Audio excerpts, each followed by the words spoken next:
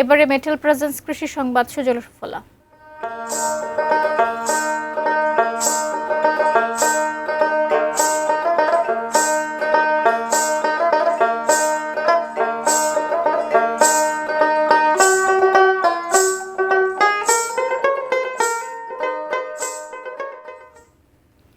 টানা বৃষ্টিতে ক্ষতিগ্রস্ত হবিগঞ্জের হাওড়াঞ্চলের কৃষকরা।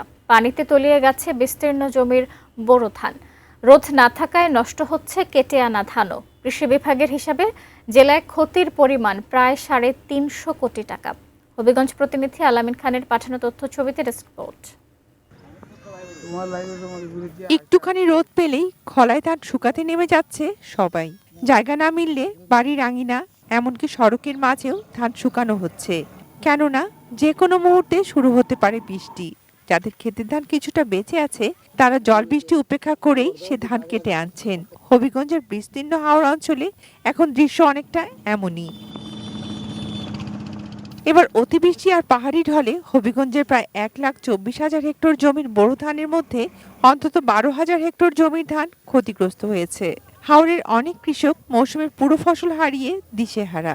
জমিগুলো আছে প্রায় সবার জমিগুলোই পানি নিচে তলিয়ে গেছে। শুকাইবার জায়গা নাই, মেলো নিলে রাখে না, ওয়াই আনো ধান ঘেরা আইসে, এটা তো নষ্ট হয়ে যায়, এটা তো গুদাম নেয় না, এ ঘরে তৈল এটা কোনো খামাইতো না, এটা চাল দেবে না। ধানটা হতো পানির থেকে খাইতে আনছি, এরপরও বৃষ্টির কারণে ধানগুলা ওই প্রায় গেরাই নষ্ট হয়েছে।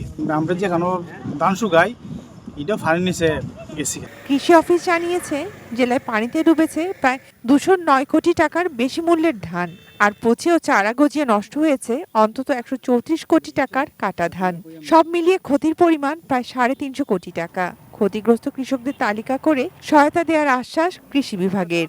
৩৪০ কোটি টাকার মতো আর্থিকভাবে আমরা প্রাথমিক ক্ষয়ক্ষতি নির্ধারণ করেছি হবিগঞ্জ জেলায়। ত্রাণ ও দুর্যোগ মন্ত্রণালয়ের অধীনে একটি আমরা তালিকা প্রণয়ন করেছি।